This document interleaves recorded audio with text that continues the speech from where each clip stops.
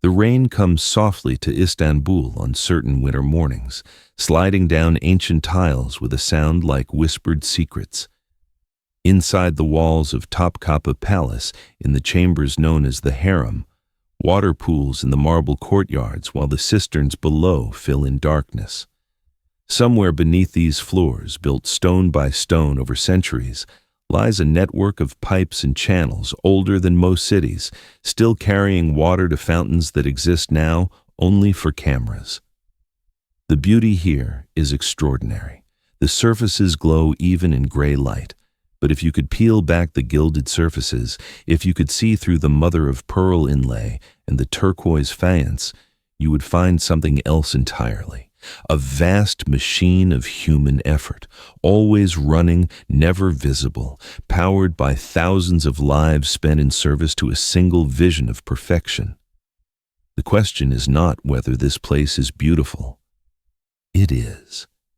The question is who paid for that beauty, in what currency, and whether the accounting is ever truly finished.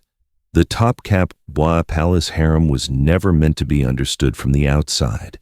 Its very name suggests concealment, separation, the forbidden.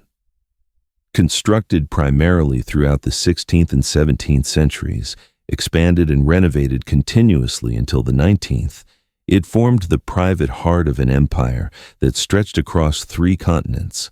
Here lived the Sultan's mother, his wives, his concubines, his daughters, his sons before they reached manhood, and the hundreds of servants, eunuchs, and administrators required to sustain this enclosed world. At its height, the harem housed between 300 and 500 women, alongside perhaps 200 eunuchs and countless invisible laborers who entered through back passages and departed before dawn. The numbers begin to suggest scale, but cannot quite capture it. The harem complex encompasses more than 400 rooms arranged across multiple courtyards, corridors, dormitories, kitchens, bathhouses, and reception halls. Some chambers are barely large enough for a single sleeping mat. Others soar 3 stories high, their domes painted with flowers that never fade. The floors are paved with marble quarried from islands in the Sea of Marmara, transported by galley, hauled uphill by oxen rope. The walls bear tiles manufactured in Iznik and Kütahya, their cobalt blues and emerald greens fired in kilns that consumed entire forests. Every surface was considered. Every detail was a decision that required money, skill, and time. To walk these halls today, even empty, is to feel the weight of intention. The harem was designed not merely to house, but to overwhelm. Its beauty was strategic, a demonstration of power expressed through craft. A visiting ambassador might glimpse only a single corridor, but that glimpse was meant to communicate the infinite resources of an empire that could afford to hide such splendor behind walls no outsider would ever breach. The message was clear. If this is what they conceal, imagine what they reveal. But beauty at this scale does not emerge from vision alone. It requires a foundation that is rarely discussed and almost never displayed. Beneath the tiled courtyards and the latticed windows lie the true costs, the infrastructure that made luxury possible. Start with water. The harem consumed thousands of liters daily. Bathhouses operated continuously. Fountains ran in every courtyard. Laundry required constant supply. None of this was accidental. Cleanliness was both spiritual practice and political theater, a visible demonstration of civilization. To maintain this, engineers constructed a network of aqueducts, reservoirs, and underground channels that brought water from sources miles outside the city. The Valens Aqueduct, a Roman structure restored and expanded by Ottoman engineers, carried water across the city in stone channels elevated on arches taller than houses. When it reached Topkapı, the flow descended into cisterns carved beneath the palace grounds, stone chambers held up by columns, dark and cool even in summer. From there, A maze of lead and ceramic pipes distributed water throughout the harem, gravity-fed, pressure-regulated, a hydraulic feat invisible to everyone who turned a tap or filled a basin. The pipes required constant maintenance, lead corroded, ceramic cracked, leaks formed in walls and beneath floors, invisible until they caused structural damage.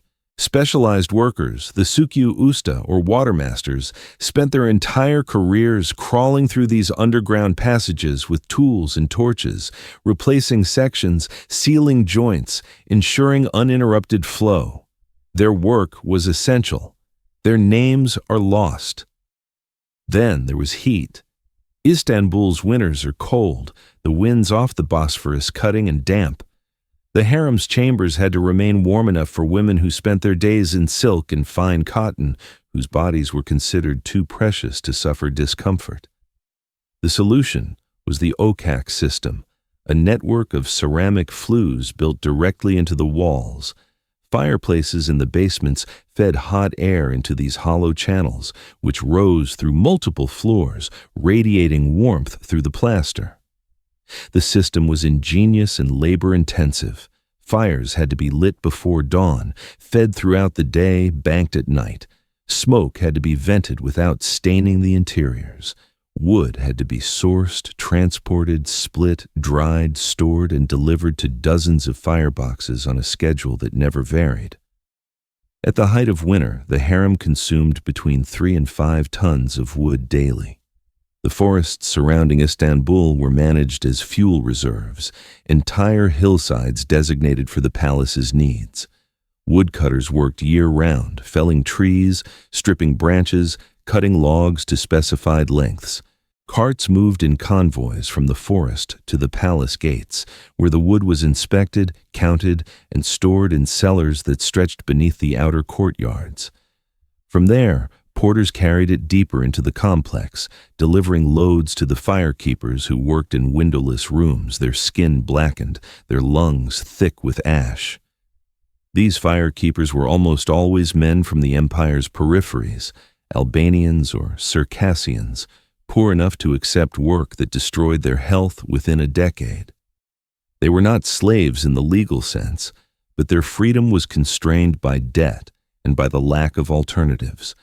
They lived in cramped quarters near the furnaces, ate simple food prepared in basement kitchens, and rarely saw daylight. When one collapsed or died, another took his place.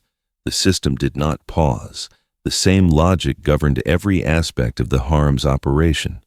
Kitchens required charcoal, which required another supply chain, another group of laborers who burned wood in earthen mounds to produce the slow, even heat required for palace cooking. Laundries required soap, which required rendered animal fat and lye, which required butchers and chemists. Lighting required candles and oil lamps, which required beeswax and olive oil, which required apiaries and orchards. Every comfort, every glow of lamplight, every warm room and clean garment traced back to invisible hands and finite resources.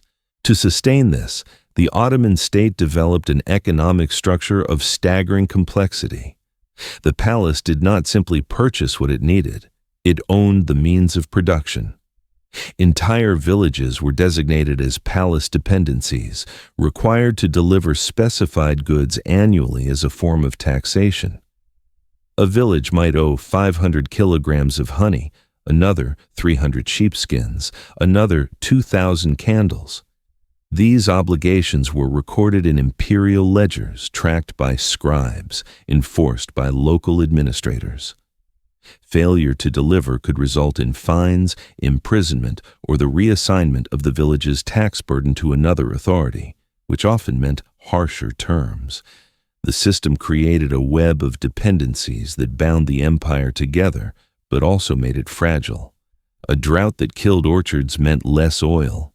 A plague that depopulated villages meant fewer goods.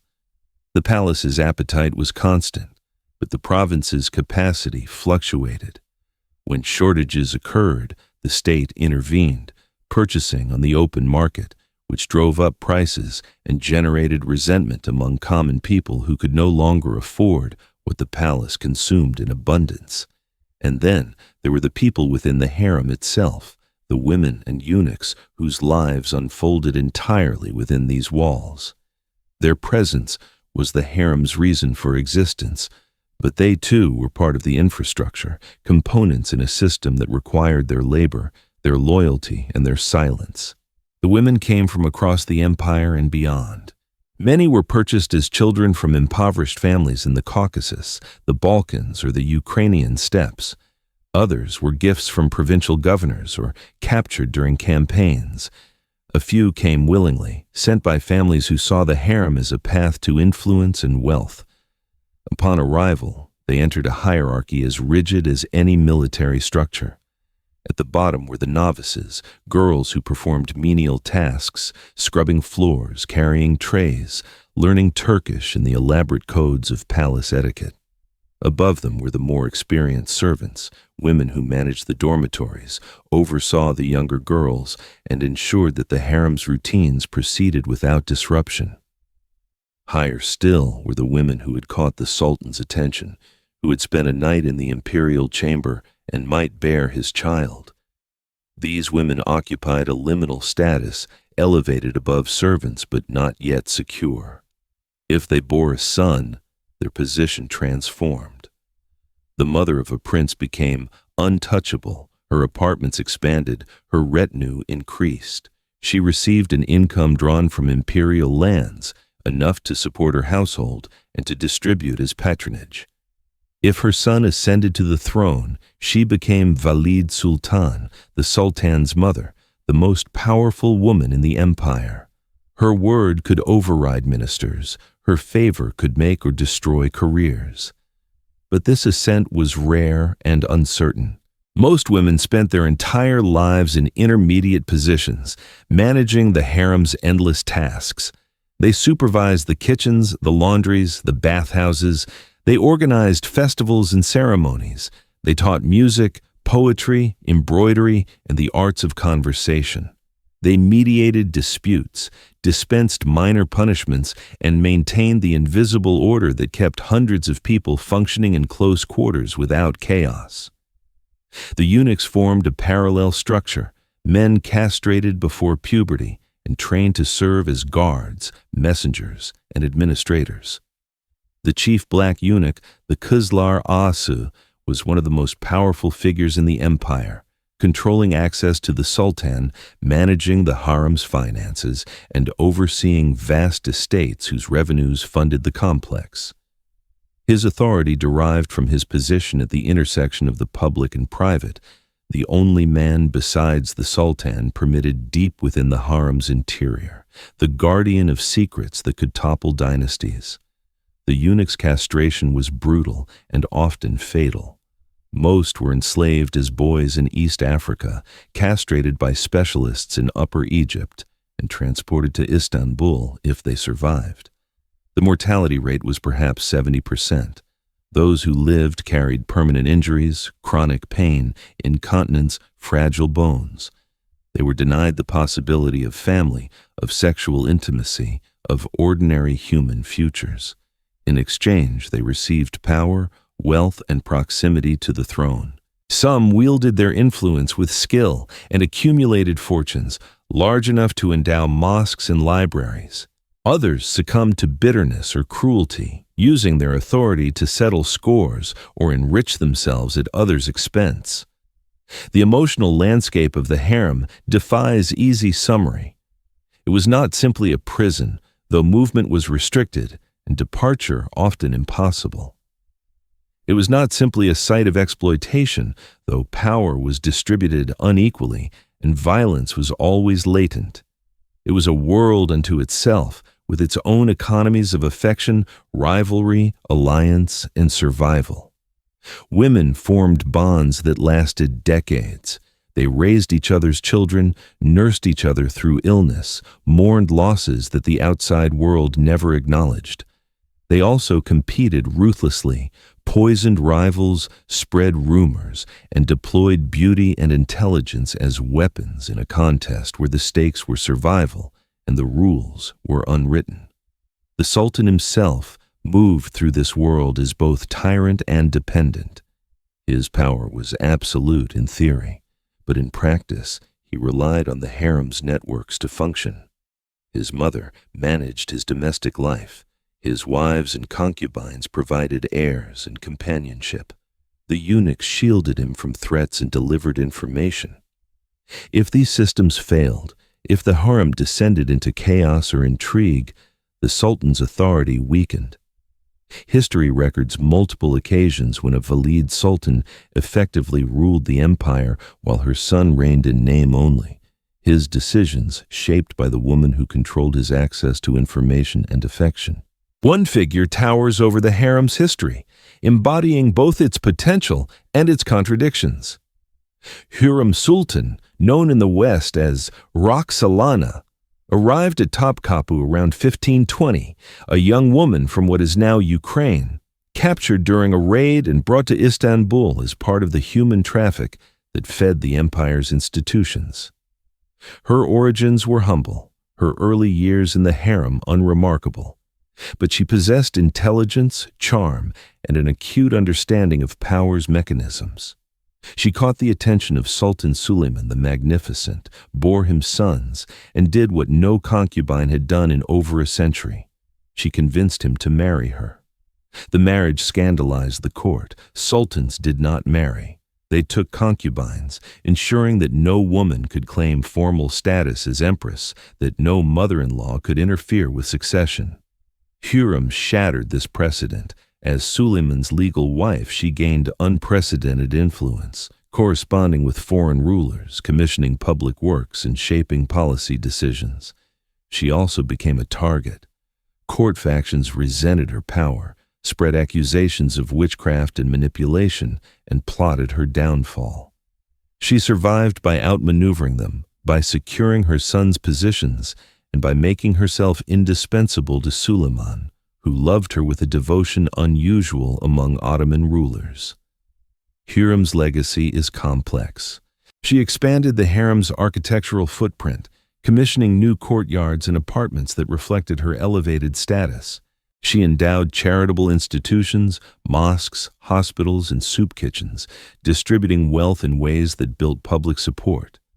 She also engaged in ruthless political maneuvering, allegedly orchestrating the execution of Suleiman's eldest son by another woman, clearing the path for her own children.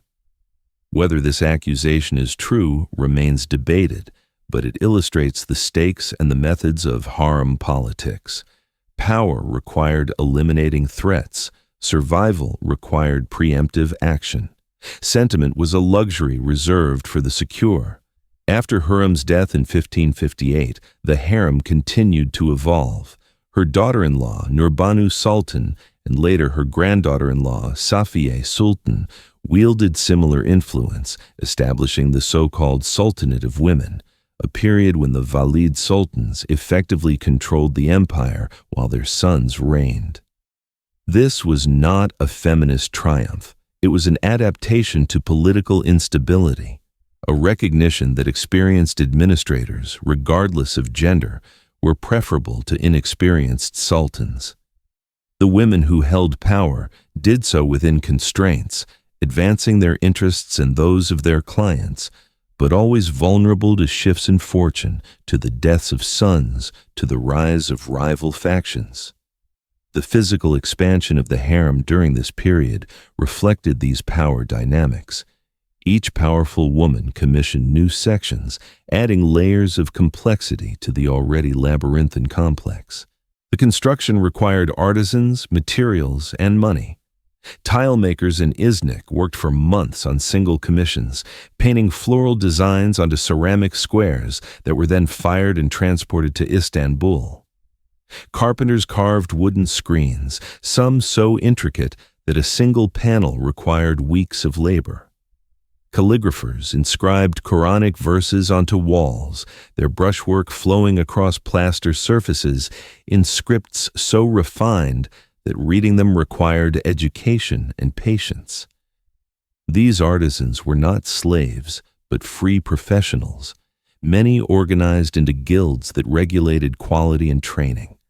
They took pride in their work, signing peaces when permitted, passing techniques across generations.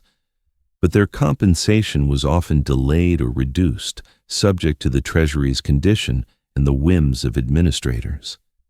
A tile maker might wait years for full payment, sustained in the meantime by advances and promises.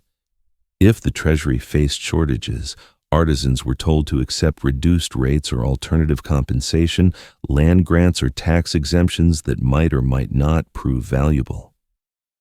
The financial pressures increased throughout the 17th century as the empire faced military setbacks and economic disruptions. Wars with Persia and Austria drained the treasury. Inflation eroded the value of silver currency as New World silver flooded global markets. The provinces, burdened by increasing tax demands, grew restive. Revolts erupted, trade routes shifted, revenues declined.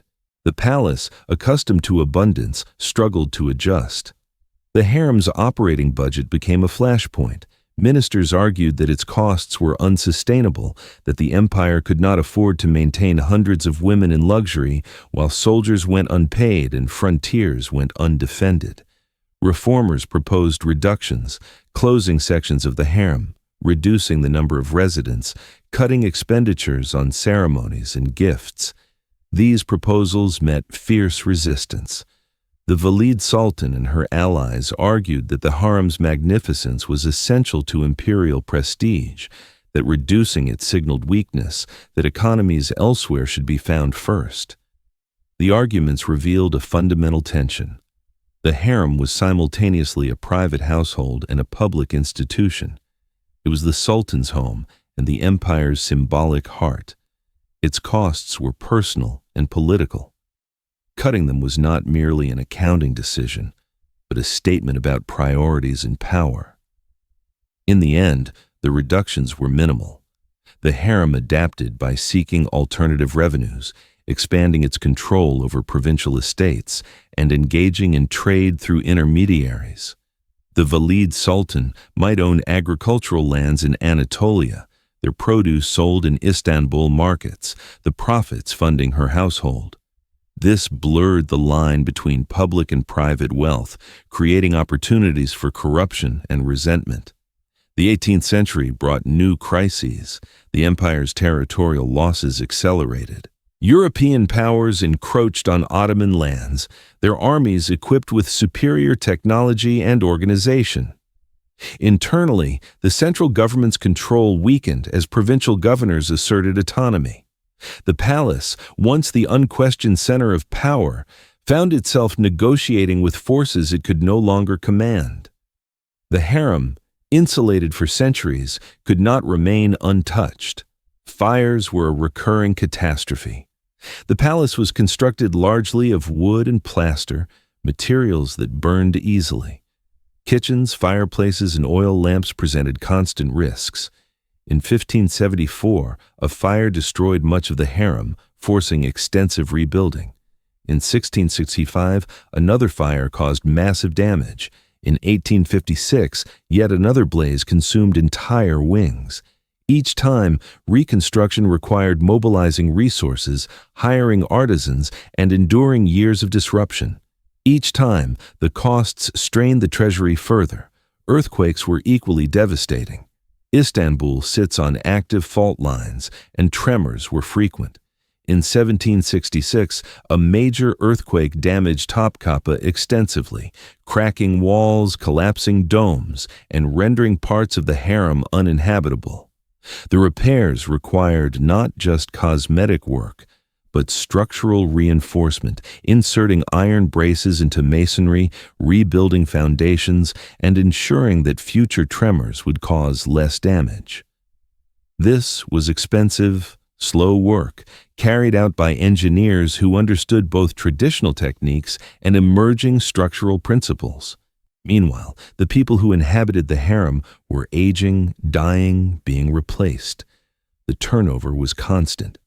A woman who entered as a child might spend 70 years within these walls, rising through the ranks, witnessing sultans come and go, watching the empire's fortunes rise and fall. Her knowledge of the harem's routines, its hierarchies, its secrets, was encyclopedic. When she died, that knowledge died with her unless she had trained successors, passed on skills and stories. The harem's continuity depended on this invisible pedagogy, older women teaching younger ones not just tasks, but the subtle arts of navigation, when to speak and when to remain silent, whom to trust and whom to fear. The eunuchs experienced similar trajectories. A boy castrated at 10 might serve for 50 years, his career spanning multiple reigns, his influence waxing and waning with political shifts. Some accumulated wealth and retired in comfort, endowing charitable works that bore their names. Others fell from favor, were exiled or executed, their fortunes confiscated. The precarity was constant, even for the powerful. A single misstep, a misread situation, and decades of service meant nothing. By the early 19th century, the Ottoman elite recognized that the empire faced existential threats. European powers were no longer distant rivals but immediate dangers, their armies at the empire's borders, their navies controlling Mediterranean trade routes. Internal reforms became urgent. Sultans initiated modernization programs, reorganizing the military, establishing new schools, importing European advisors. The palace itself became a site of reform and resistance. Sultan Mahmud II, who reigned from 1808 to 1839, exemplified this tension. He destroyed the Janissary Corps, the elite infantry that had become an obstacle to reform, and replaced it with a modern army trained along European lines. He also sought to reduce the harem's influence, limiting its size and its budgets, arguing that resources had to be redirected toward defense and development. His reforms met resistance from traditionalists who saw them as capitulation to foreign models, as betrayal of Ottoman identity. The harem became a symbol in these debates, representing either the glorious past or the inefficient ancien regime, depending on perspective.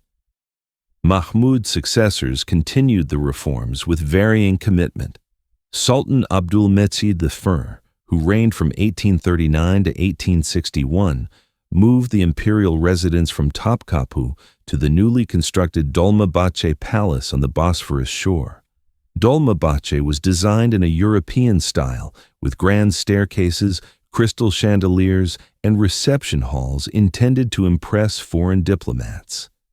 The move symbolized a shift toward modernity and westernization, but it also meant that Topkapı, including the harem, began a slow decline into obsolescence. The harem was not immediately abandoned. Some members of the imperial family continued to reside there, and certain ceremonies were still conducted within its walls. But the center of gravity had shifted. The resources that once flowed to Topkapı were redirected to Dolmabahce and other palaces. Maintenance budgets shrank. Repairs were delayed. Sections of the harem fell into disrepair, their roofs leaking, their tiles cracking, their frescoes fading. The empire itself was failing. The 19th century brought continuous territorial losses, financial crises, and internal upheavals. The Crimean War, the Balkan conflicts, the disastrous war with Russia, each defeat brought new debts and new concessions. The Ottoman Public Debt Administration, established in 1881, placed much of the empire's revenue under European control, a humiliating acknowledgement of insolvency. The palace's expenses came under scrutiny. Foreign creditors and Ottoman reformers alike questioned the necessity of maintaining vast households and expensive ceremonies when the state teetered on collapse. Sultan Abdülhamid II, who reigned from 1876 to 1909, responded by retreating into the Yıldız Palace, another Bosphorus complex, and ruling through a combination of autocracy and paranoia. He kept the empire together through careful diplomacy and ruthless suppression of dissent, but he could not reverse the decline. The harem at Topkapı continued to languish, its population reduced to a skeleton staff, its rooms empty, its courtyards silent. The final blow came in 1909 when Abdülhamid was deposed by the Young Turk Revolution. His successor, Mehmed V, was a constitutional monarch with limited power. The empire was now governed by committees and ministers who saw the old palace institutions as relics. In 1924, following the establishment of the Turkish Republic and the abolition of the Sultanate, Topkapı Palace was converted into a museum. The harem's residents were evicted, given pensions or small payments, and sent into a world many had never seen. Women who had spent their entire lives behind these walls suddenly found themselves in a new nation, without family, without familiar structures, navigating a society that viewed them with a mixture of curiosity and disdain. The transformation into a museum was neither smooth nor well-funded. The new republic was poor, recovering from years of war focused on modernization and secularization. Topkapı was significant as a historical site, but resources were scarce. Early preservation efforts were haphazard. Rooms were cleared of furniture and personal belongings, which were sold, stored haphazardly, or simply discarded. Valuable objects disappeared. Documentation was minimal. The harem, especially, was neglected, seen as less historically important than the public sections of the palace, and too controversial to celebrate. For decades, the harem remained closed to visitors, its doors locked, its interiors decaying. Rain seeped through damaged roofs, pooling on marble floors, warping wooden fixtures. Plaster fell from ceilings, tiles loosened and cracked, pigeons nested in the courtyards, their droppings corroding the stone. The complex that had once required hundreds of workers to maintain now had perhaps a dozen caretakers, underpaid and overwhelmed, doing what they could to prevent total collapse. The shift came gradually, beginning in the 1960s and accelerating through the late 20th century, as Turkey's economy grew and tourism emerged as a significant industry. The government recognized that Topkapı, and especially the harem, held economic value. Visitors were fascinated by the stories, the architecture, the exoticism. With the right investment, the site could attract millions, generating revenue and projecting a certain image of Turkish history, one that emphasized grandeur and cultural achievement while downplaying uncomfortable aspects of imperialism and servitude. Restoration projects began, funded by a combination of state resources, international grants, and tourism revenues. These projects were complex and contentious. Preserving a site like the harem required balancing historical accuracy with structural stability, respecting original materials while introducing modern safeguards against earthquakes and fire. It also required deciding which period to restore to. The harem had been continuously modified over centuries. Restoring it to a single moment meant erasing later editions, privileging one era's aesthetics over another's. The work was slow and meticulous. Conservators cleaned tiles, removing centuries of grime without damaging delicate glazes. Structural engineers reinforced walls and foundations, inserting steel supports hidden within the masonry. Electricians installed lighting and climate control systems designed to be invisible, preserving the illusion of stepping back in time while ensuring that the site met modern safety standards. Plumbers updated the ancient water systems, replacing lead pipes with materials that would not contaminate the supply, rerouting flows to prevent moisture damage. The labor required was immense. Teams of specialists worked for years on single rooms, documenting every detail, researching historical records, consulting with experts in Ottoman architecture and decoration. The costs ran into millions of dollars, sustained by the assumption that tourism would eventually offset the investment. This assumption proved largely correct. By the early 21st century, Topkapı was attracting over 3 million visitors annually, many of them drawn specifically to the harem, eager to glimpse the legendary chambers where sultans' wives and concubines had lived. But managing this influx created new challenges. Foot traffic wore down floors, breath and body heat altered humidity levels, accelerating decay. Visitors touched surfaces they were not supposed to touch, leaned against fragile railings, took flash photographs that damaged pigments. Guards struggled to enforce rules without disrupting the experience, to maintain order without creating a militarized atmosphere. The balance was delicate, and it required constant vigilance. Staffing the site became an economic and logistical puzzle. Guides needed to be trained in history, languages, and customer service. Security personnel had to be hired, equipped, and managed. Conservators required ongoing contracts to monitor conditions and perform routine maintenance. Administrative staff handled ticketing, marketing, and coordination with government ministries. At any given time, the harem's operation depended on hundreds of employees, their salaries drawn from entrance fees and state subsidies. The fees themselves became a point of contention. Turkish citizens paid reduced rates, tourists paid more, and the harem required an additional ticket beyond the general palace admission. Critics argued that this commodified history, turning a site of cultural significance into a profit center. Defenders responded that without these revenues, preservation would be impossible, that the choice was between commercialization and decay. The debate mirrored the old tensions between the harem as public symbol and private reality, between its value as heritage and its cost as infrastructure. The modern harem also grapples with interpretation. How should guides explain what happened here? The standard narrative, repeated in brochures and tours, emphasizes architectural beauty, cultural achievement, and the power wielded by certain women. It tends to gloss over the violence, the coercion, the human costs. Slavery is acknowledged but framed as a different institution than the Atlantic slave trade, as offering pathways to power unavailable elsewhere.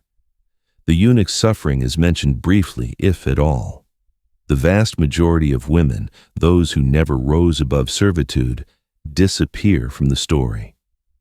Recent scholarship has pushed for more nuanced interpretations, for acknowledging the harem's complexity without romanticizing or condemning it wholesale.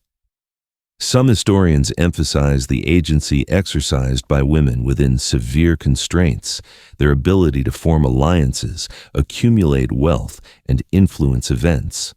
Others focus on the structural violence inherent in the system, the ways that even the powerful were trapped within roles they did not choose. Both perspectives contain truth, and neither is complete. The challenge for the museum is translating this complexity into narratives that visitors can grasp in the limited time they spend moving through the rooms. Most tours last 30 to 45 minutes. Guides must convey centuries of history, explain architectural features, manage group dynamics, and answer questions, all while keeping the group moving to accommodate the next wave of visitors. Depth is sacrificed to efficiency. Nuance gives way to memorable anecdotes. The harem becomes a series of highlights: the Sultan's chamber, the Valid Sultan's apartments, the golden cage where princes were confined. Behind the scenes, conservators continue their work, battling entropy. Humidity control systems malfunction and require repair. Tiles crack and need replacement. Wooden elements warp and must be stabilized. The costs are relentless. A single restoration project on one of the harem's bathhouses, completed in 2019, required 3 years and over $2 million. The project involved dismantling and reassembling the dome, replacing damaged tiles, restoring the marble basins, and installing new plumbing and climate control. The result is stunning, a space that glows with color and light, but maintaining it will require perpetual vigilance and funding. The funding comes from multiple sources, none entirely reliable. Entrance fees provide a base, but tourism fluctuates with political instability, economic downturns, and global events. The COVID-19 pandemic demonstrated this fragility. When international travel ceased, visitor numbers collapsed, revenues plummeted, and the museum faced immediate financial pressure. Staff were furloughed, maintenance deferred, conservation projects halted. The silence that descended over the harem during those months was different from the silence of earlier centuries, emptier, devoid of even the possibility of life. The Turkish government provides subsidies, but these are subject to political priorities and budget constraints. Turkey's economy has experienced significant volatility in recent decades, with inflation, currency fluctuations, and debt servicing consuming state resources. Preservation of historical sites competes with demands for infrastructure, education, healthcare, and defense. When cuts are necessary, heritage often suffers first. International organizations offer grants for specific projects, but these come with conditions, reporting requirements, and timelines that do not always align with the site's needs. UNESCO designation as a World Heritage Site brings prestige but limited direct funding. The global heritage community is vast and resources are finite. Topkapı competes with thousands of other sites, each with its own urgent needs, each making its case for support. The result is a perpetual state of managed crisis. Necessary work is prioritized and delayed. Projects are approved, then suspended. Staff operate with uncertainty, unsure whether contracts will be renewed, whether budgets will hold, whether the next fiscal year will bring stability or cuts. The harem survives, but its survival is not assured. It is contingent, negotiated, sustained by the continuous effort of people who understand that beauty alone is not enough. Walking through the harem today, you can see both the splendor and the strain. The restored chambers are breathtaking, their colors vivid, their details exquisite. But in less visited corners, you can see peeling paint, cracked plaster, signs of moisture damage. You can see where modern interventions meet historical fabric, where steel beams support ancient walls, where climate control vents are awkwardly integrated into Ottoman design.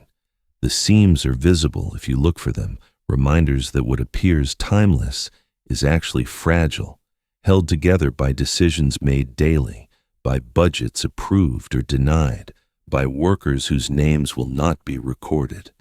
The people who work here now understand this. The guides who lead tours, the guards who stand in doorways, the conservators who monitor humidity levels. They are the latest iteration of the invisible labor that has always sustained this place. They are not concubines or eunuchs, not firekeepers or watermasters, but they perform analogous functions, their work essential and undervalued, their expertise required, but rarely celebrated. Many of them feel a connection to the site that transcends employment. A guide who has worked here for 20 years knows the harem more intimately than most scholars. She knows which tiles were replaced in which restoration, where the floor sags slightly, how the light changes through the seasons. She has memorized the stories and sometimes wonders about the ones that are not told, the women whose names are unknown, whose lives left no trace beyond the spaces they inhabited. A conservator who specializes in Ottoman ceramics spends months analyzing a single panel of tiles, determining their composition, their age, the techniques used to produce them. He can identify the hands of individual artisans based on brushwork, can trace the provenance of materials to specific quarries and workshops. His work is painstaking and largely invisible. When a restoration is complete, visitors see beauty, not the hundreds of hours required to achieve it. This does not bother him. He does the work because the alternative is loss, because without intervention, these fragments of the past would crumble and disappear. The economic model remains precarious. Pre-pandemic, ticket sales generated enough revenue to cover operational costs and fund modest conservation projects. Post-pandemic, the recovery has been slower than hoped. Visitor numbers have increased but not returned to previous levels. Inflation has increased costs for materials, labor, and utilities. The gap between revenue and need widens. Discussions about raising ticket prices surface regularly, balanced against concerns about accessibility and the risk of deterring visitors. Alternative revenue streams are explored. The museum shop sells replicas, books, and souvenirs, generating modest income. Event rentals are considered, hosting dinners or receptions in certain palace sections, though the harem remains off-limits for such use. Too fragile, too sacred. Corporate sponsorships are pursued with mixed success. Some companies see value in associating with cultural heritage. Others question the return on investment. The philosophical question persists. What is this place for? Is it a monument to be preserved exactly as it was, even if that means limiting access and risking irrelevance? Is it a living museum meant to educate and inspire, even if that requires adaptation and compromise? Is it a revenue generator, a tool for economic development, even if that commodifies what should perhaps remain beyond commerce? These questions have no single answer, and different stakeholders hold different priorities. The Turkish government sees Topkapı as a symbol of national heritage and a tourist attraction. Scholars see it as a research site, a source of knowledge about Ottoman society and material culture. Visitors see it as an exotic destination, a window into a vanished world. Descendants of the people who lived and worked here, a small and scattered community, see it as a place of memory, where their ancestors' lives unfolded in ways both extraordinary and constrained. Each perspective is valid. None is complete. What unites these perspectives is the recognition that the harem's survival depends on continuous investment. The dream of creating a place of unparalleled beauty, of sustaining it across centuries, was never free. It required resources extracted from an empire, labor coerced and compensated, lives dedicated and sacrificed. Today, the costs are different, but no less real. They are measured in conservation budgets, staff salaries, deferred maintenance, and the slow erosion that continues whenever funding falls short. The central question posed at the beginning returns with clarity now. Who paid for this dream? The answer is layered. The empire paid with taxes drawn from conquered provinces, with labor demanded from subject populations, with resources extracted and redirected. The artisans paid with their time and skill, often inadequately compensated, their names forgotten. The women and eunuchs paid with their freedom, their bodies, their futures shaped by forces beyond their control. The firekeepers and watermasters paid with their health, their lungs and backs broken by work that was essential and invisible. And who pays now to keep it alive? Turkish taxpayers contribute through state subsidies. Visitors pay entrance fees, their curiosity and fascination converted into revenue. Conservation professionals pay with their careers, choosing work that is difficult and undercompensated but meaningful. The global community pays through grants and partnerships, recognizing that heritage is not solely national but shared, that the loss of such a place diminishes everyone. But perhaps the deepest cost is less tangible. It is the cost of continuous effort, the recognition that nothing beautiful survives on admiration alone.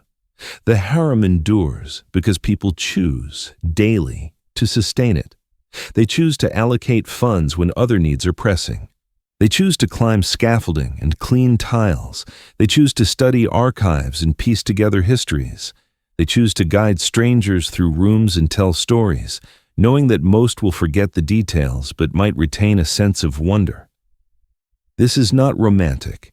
It is labor, unglamorous and essential.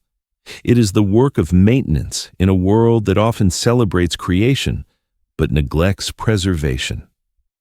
The harem was created by a vision of imperial power, sustained by an infrastructure of exploitation and devotion, and now maintained by a fragile network of institutions, budgets, and individual commitments.